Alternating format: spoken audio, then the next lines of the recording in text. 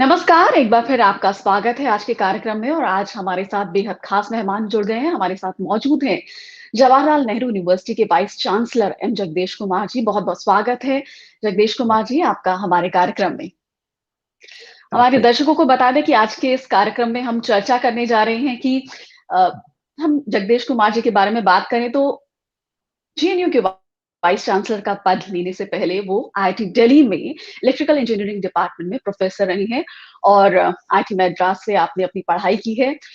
इसके अलावा हम जानने की कोशिश करेंगे इस कार्यक्रम के दौरान कि जब जनवरी 2016 में उन्होंने जेएनयू के वाइस चांसलर का कार्यभार संभाला, तब उनका क्या फोकस था, क्या उनका ऑब्जेक्टिव था और क्या उस ऑब्जेक्ट को करने में सफल हो पाए?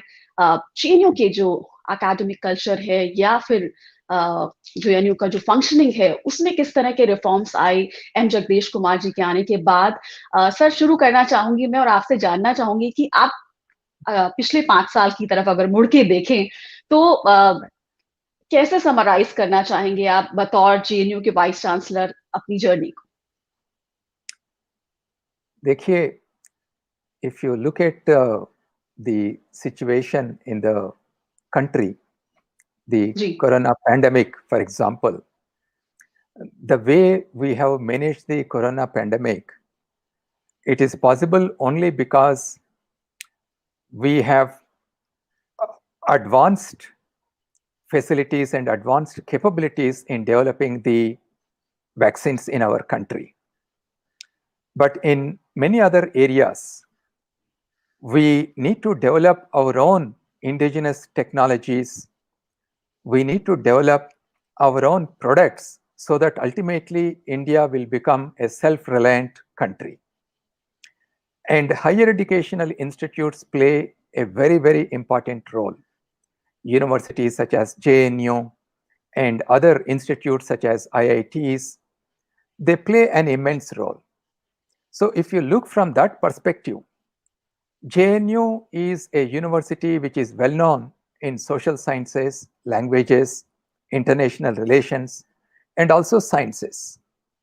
So when I joined here, my first focus was to see how to make use of these existing strengths and make G. this university a very, very comprehensive university so that we can turn our basic research that we are doing in our university into applications and products so that they can be used by the people to overcome some of the challenges that we are facing today.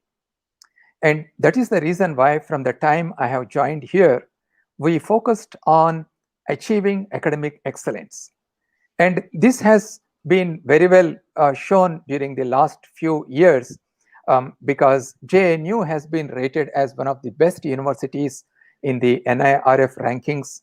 And we also got the highest A++ grade in the NAC assessment. And also, if you look at the global rankings in some of the subjects, we are among the top 100 or 200 universities in the world. So my objective of coming here is to strengthen the university further and to make sure that we move from basic research to applied research. And to a larger extent, we have succeeded during the last 5 years. But then any work in a university is always work in progress. It is nothing like you have reached the destination because newer challenges will keep coming up.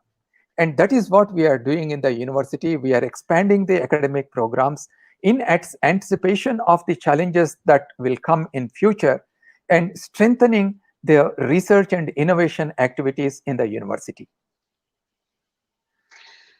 Sir आप जिस तरह आपने भी कहा कि JNU जो है it is known for social sciences and languages Right.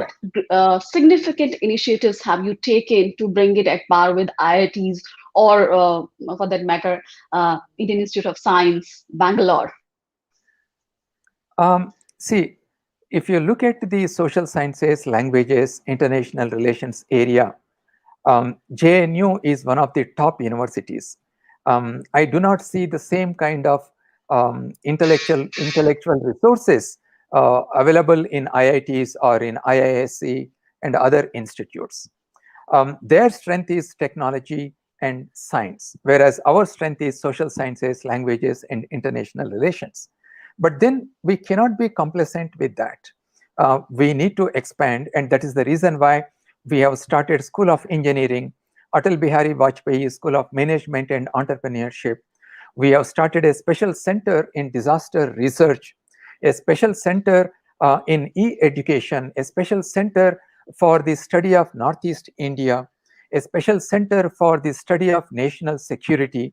No, these are all areas which have to be studied together with scientific and technological innovations. And because this university is very strong in social sciences and languages, when we started the School of Engineering, we did not want to start another undergraduate program in engineering like it is done in other institutes. Our program is very unique. It's a 5-year dual degree program. The first 4 years, our students study core engineering, but in 5th year, they move on to a master's degree specializing in international relations, social sciences, languages, and so on. So this kind of unique combination is possible only in JNU. In fact, this is very much in tune with the national education policy, which talks about holistic multidisciplinary education. So if you look from the perspective of the national education policy, JNU is in fact ahead of the national education policy at least by 2 or 3 years. And that is what the universities have to do. Universities should not wait for somebody to nudge us to do something innovative and new. We need to take the first step. We need to initiate newer programs in the universities, and that is what we have done at JNU. Okay, so you were a professor at IIT Delhi before becoming vice chancellor of JNU. What difference have you seen in the functioning of the university and the dedication that IITs have? So if we talk about the recruitment process or the admission process or other functioning of the university, could you enlighten us on that? You see, IITs are unique institutes and they work in focus areas of technology, whereas universities are meant to be comprehensive educational institutes. So there is definitely a difference in terms of the heterogeneity that we have in our university. Coming from all corners of the country, we have students coming from different socio and economic backgrounds. So the challenges in a university such as JNU are different. And when it comes to the admission process, in some of the universities such as JNU, the admission is in fact much more competitive than even in IITs, because we admit only about 2 or 3% of the total applicants at JNU, right? So, but in terms of the quality of the education that is provided at JNU, we are comparable or better than even some of the best institutes in the country. And that is the reason why we are able to attract the best students. And you can see the way our alumni have contributed after they have received the education at JNU. We even have a Nobel laureate. Somebody who has studied at JNU is a Nobel laureate. And many of our alumni have excelled in various domains, be it media, be it in the government, in academics, as scientists. And that is our strength. Our alumni is a reflection of the quality of the education that we provide at JNU. So specifically, therefore, I did not find any difference in terms of the the quality of the education that is provided. But one common challenge all of us have, whether it is IITs or JNU, is how to make our quality education more equitable and more accessible. And that is the challenge that we have in front of all of us. And the national education policy tries to address some of these challenges. And as universities, we need to come forward, adopt the national education policy, and take our high quality education to the doorsteps of the students who are in need of this high quality education.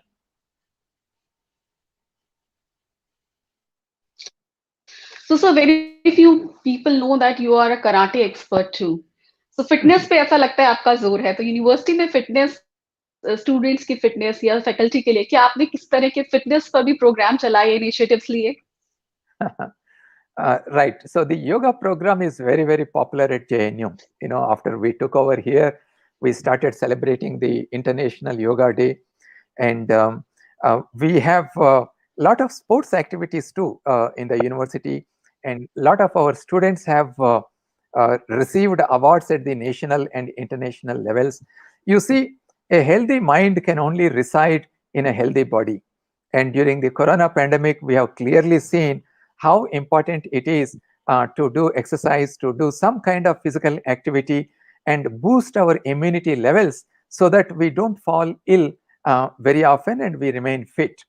And this is something that we have been emphasizing in the university. And recently, for example, we have established the NCC unit in our university, both for the girls as well as the boys. And in NCC, the kind of importance they give for physical fitness and various kinds of other activities.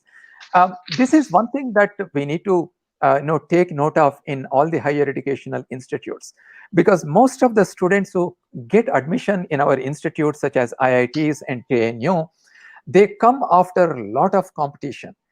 So they spend a lot of time preparing for the entrance examinations and for getting admission in these institutes. So they have already become almost one-dimensional human beings. And our challenge in the universities is how to make them appreciate the multidimensionality of our life. It is not just only the studies that is important. While it is important, you need to participate in extracurricular activities, be it cultural, be it sports, it can be painting, it can be any other activity. And that is what we are trying to emphasize at JNU. Sir मेरा last question आपसे, ये जयपुर से नरेंद्र कुमावत ने पूछा है आपसे कि जो जेएनयू है वो कंट्रोवर्सीज में क्यों रहता है? ये एक लोगों के दिमाग में परसेप्शन भी है कि जेएनयू का नाम जब आता है तो कुछ विवाद होते हैं। तो आपने कहा था कि आप इसका जो यूनिवर्सिटी का हेट्रोजेनियस कैरेक्टर है उसको स्ट्रेंथन करने की कोशिश करेंगे। कहाँ आपको चैलेंजेस दिखाई दिए और उनसे डील करने में आपको कितना चुनौतीपूर्ण रहा है? Right. I see, one of the things that we need to emphasize, either in the classroom as a teacher or in the university as the administration, is to encourage the students to critically think, debate, discuss various kinds of issues. And we need to encourage diversity of thought, because it is well known in the cognitive science that people will become creative and innovative only when diverse ideas collide with each other. And that is why we emphasize in our university on freedom of expression, freedom of thought, because that is the only thing that can encourage the students to question what they are learning, questioning the authority, whether it is a teacher who is teaching something in the classroom or it is a book that says something. You need to question that, and that is the only way you can create a new knowledge. And universities are centers of generating for generating new knowledge and for spreading new knowledge. Therefore, during the last 5 years, we have ensured that our students and faculty and staff have enough opportunity to debate and discuss various issues. And about the point that you have raised, the controversies, you see, majority of the students in the university, we have close to about 8,500 students, and majority of the faculty in the university, we have close to about 600 faculty, they are oriented towards achieving academic excellence. And often I have told either in the media or otherwise that as an administration, we stand by our teachers and students who are trying to achieve academic excellence. And what you see in the media, they are perhaps a reflection of a small number of students and faculty who are away from focusing on the academic excellence. So, but I should point it out that I am very, very happy that majority of the students and the faculty members are focused on achieving the academic excellence. And that is the reason why JNU has been recognized not only within India, but also globally as one of the best universities in the world. And we are looking down the line after 5 years, after 10 years, where is that we would like to be, and how we can reach higher levels of achievement by focusing on academic excellence. बहुत-बहुत शुक्रिया M Jagdish Kumar ji हमसे बात करने के लिए और समय निकालने के लिए, हमसे चर्चा करने के लिए। तो जेएनयू का जो हेटेरोजीनियस कैरेक्टर है, वो बरकरार रहना चाहिए। हर विचारधारा को जगह मिलनी चाहिए, खुद को ज़ाहिर करने की फ्रीडम ऑफ एक्सप्रेशन की आपने बात की। तो कई इनिशिएटिव्स आपने लिए, चाहे फिज़िकल फिटनेस की बात हो, चाहे इंजीनियरिंग, साइंस एंड टेक्नोलॉजी की बात हो। आप खुद आईआईटी दिल्ली में प्रोफ़ेसर रह चुके हैं, तो वहाँ की फंक्शनिंग भी आपने देखी और वो एक्सपीरियंस भी आपने शायद जेएनयू को उसका लाभ मिला होगा। तो सिर्फ विवादों की बात नहीं है, जेएनयू में कई बड़े काम हुए, बड़े इनिशिएटिव लिए गए और कई हमने बदलाव और रिफॉर्म्स देखे। बहुत-बहुत शुक्रिया एम जगदीश कुमार जी हमसे Thank you. जुड़ने के लिए Thank और you. विस्तार से इन बातों पर चर्चा करने के लिए। धन्यवाद।